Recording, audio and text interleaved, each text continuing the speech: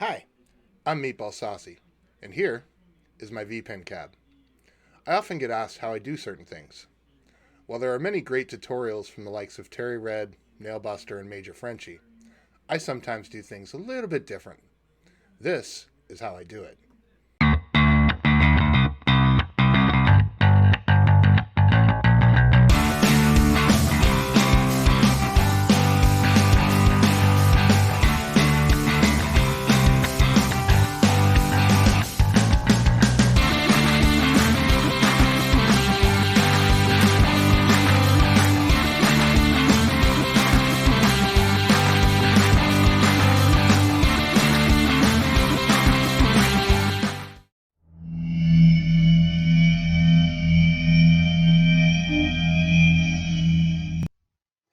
Welcome to How I Do It. Today, I'm going to be taking you through the installation and configuration of DOF and Dofflinks. A lot of you are probably asking, hey Meatball, well, what is DOF and Dofflinks? Well, the answer is pretty simple. Basically, DOF, or Direct Output Framework, is a piece of software that allows you to integrate specific types of pinball controllers and hardware like light strips, LED boards, and things like that to be integrated with your VPin build. Dofflinks is the next level. It's an add-on to the actual DOF software that allows you to create more of an integration with other pieces of software that weren't previously available without having to use some of these pin controllers. So things like Fx3 became available for use with this Doflinx software. And today, that's exactly what we're going to be looking at.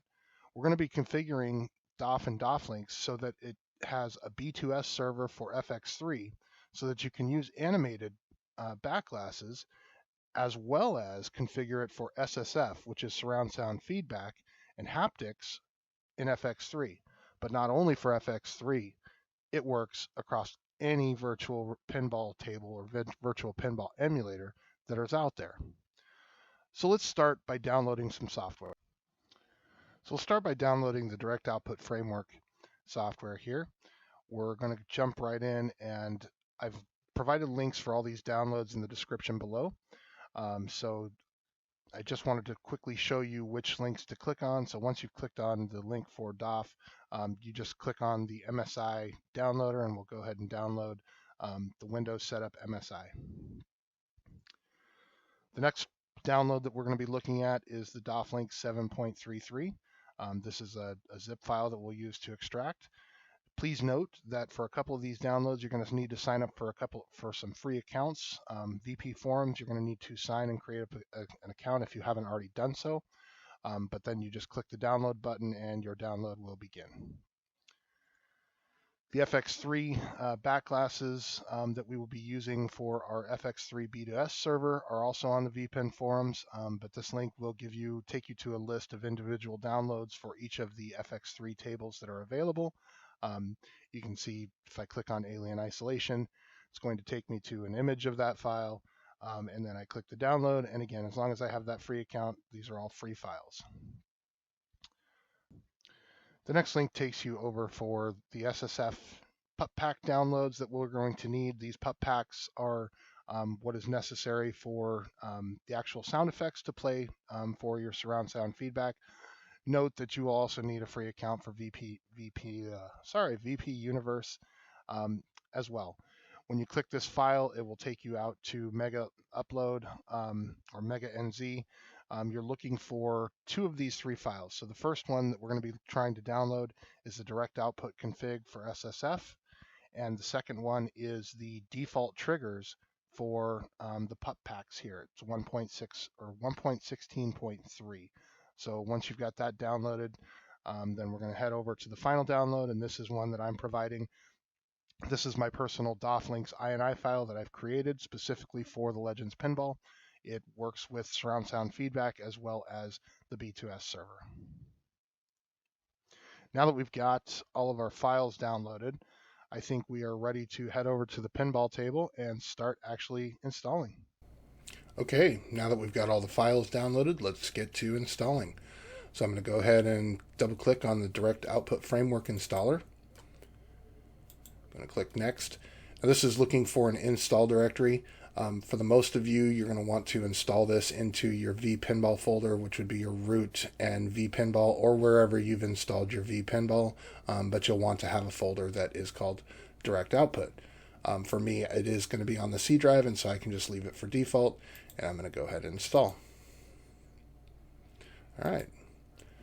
Once that's done, we're going to go ahead and extract the Dofflinks files into that folder. So we'll go ahead and just extract.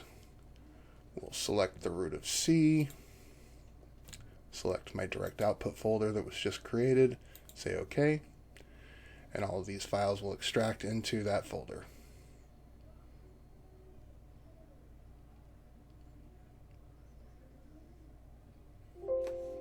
Okay. Once that's done, we're going to want to go to the direct output for SSF that we downloaded. Now I'm not going to extract everything here because this has a config file that we don't want to, or that I'm not going to use.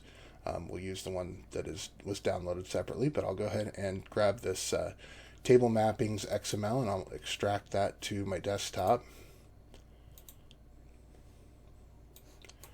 Close this.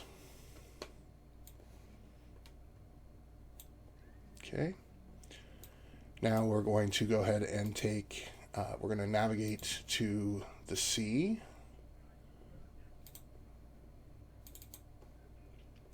And we'll go up to our direct output folder here. And we'll go ahead and copy the Dofflinks INI.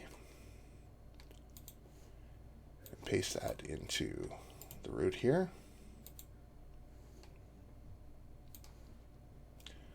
We'll also go ahead and copy the table mappings XML. And we're going to go ahead and move that into the config folder. Then we're going to go into the sample INI files. We're going to grab the direct output color only and copy that. And we're going to go back into the config folder and paste that. Now we're going to give this a rename. This has to be labeled direct output global config. So we'll give that a rename.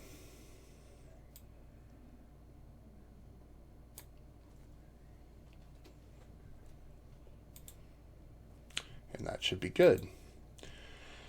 Now we're going to take a look at the settings within the Dofflinks INI and make sure that these are all modified properly. So we'll go ahead and edit that. And we'll take a look at some of these options here. So you'll see the debug I have set to 0 so that it's off.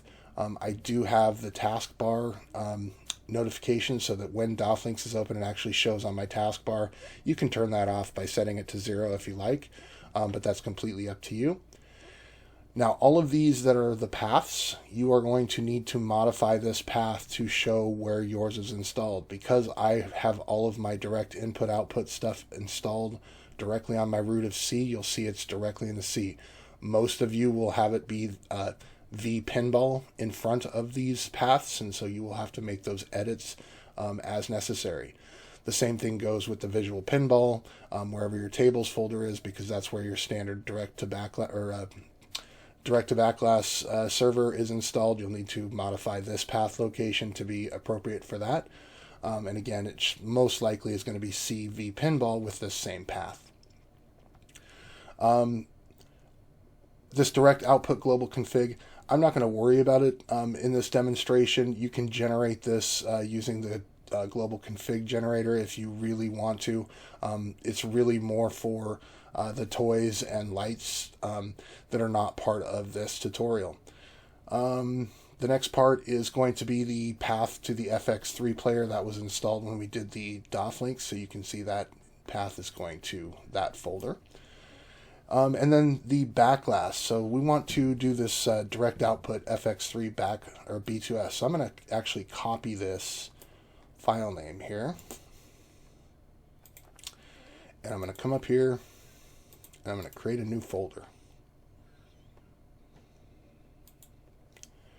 And I'm going to paste that file name in.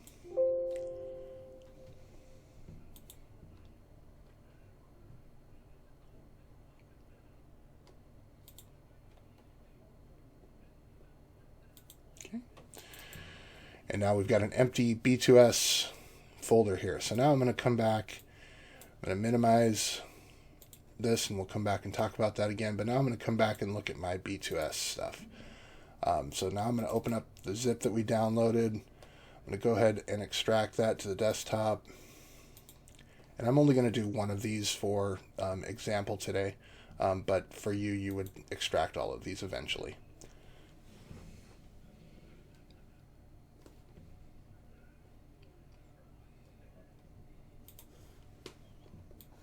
Okay, so now we've extracted those. Unfortunately, these all come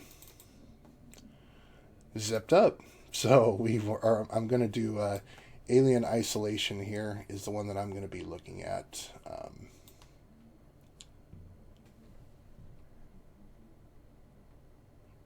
Where are you at? Alien isolation. There it is. So I'm going to go ahead and extract that here.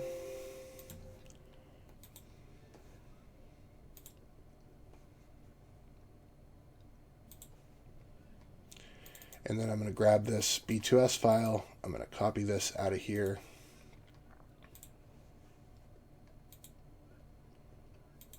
And I'm going to move it over into my direct output B2S folder.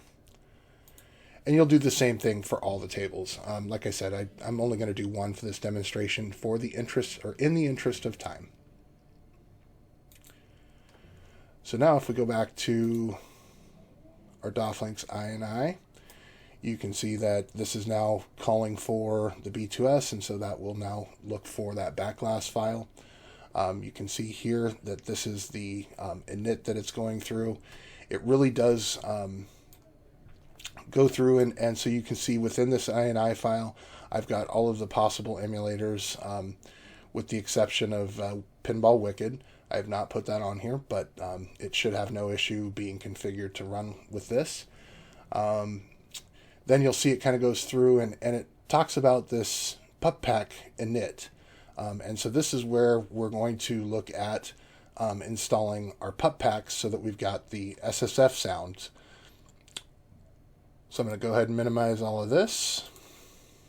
And we'll go ahead and open up these PupPacks for SSF.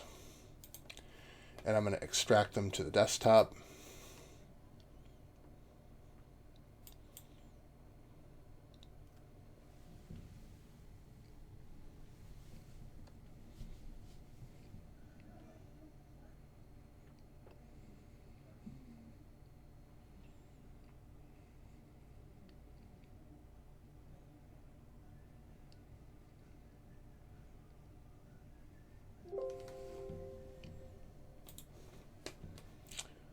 Okay, so now I've got all my PupPacks here, and I need to move these into the other folder. However, again, I'm only going to move one just because I've got some other configurations that we'll talk about in other videos, but I'm going to go ahead and move. You would copy all of these and move them into this location here. So we're going to go to my root of C, but you will probably also have this in your visual or vPinball folder. We're looking for pinup systems. We're going to go into the pinup systems folder, pup video, and we're going to go ahead and paste the PupPack into this area. And so what you'll see is I've got my alien isolation PupPack.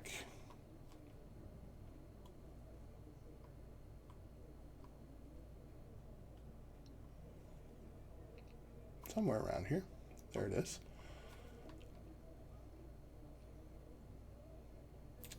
So it's here. You'll see I've backed up my other version, but now we've got this PupPack, and inside of this, all you'll see is the sound effects that will play during that. Okay, now we've got the backglass server. We've got the PupPack installed. These are just the key codes for those of you that are not using the Legends Pinball and are using some other type of encoder. You may have to change these key codes depending on how your encoder is set up and what buttons you have mapped where. But this should work stock for anybody on the Legends pinball. All right, let's give it a test, see how it looks.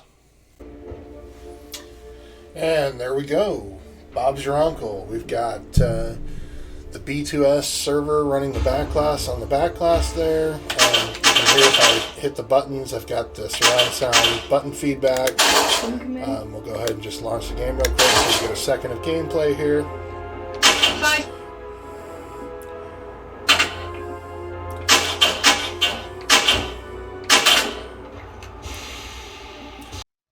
And there you go. That's how I do it. On the next episode of How I Do It, we'll be taking a look at Fx3 in full configuration. We'll be looking at the pinup popper setup, the launch and close scripts, X-Powder configuration, and a myriad of other things associated with the pinup system and pinup player. I hope you all enjoyed this episode, and hopefully it's been helpful. Give this video a thumbs up if you enjoy the content. Please consider subscribing, and we'll catch you on the next one.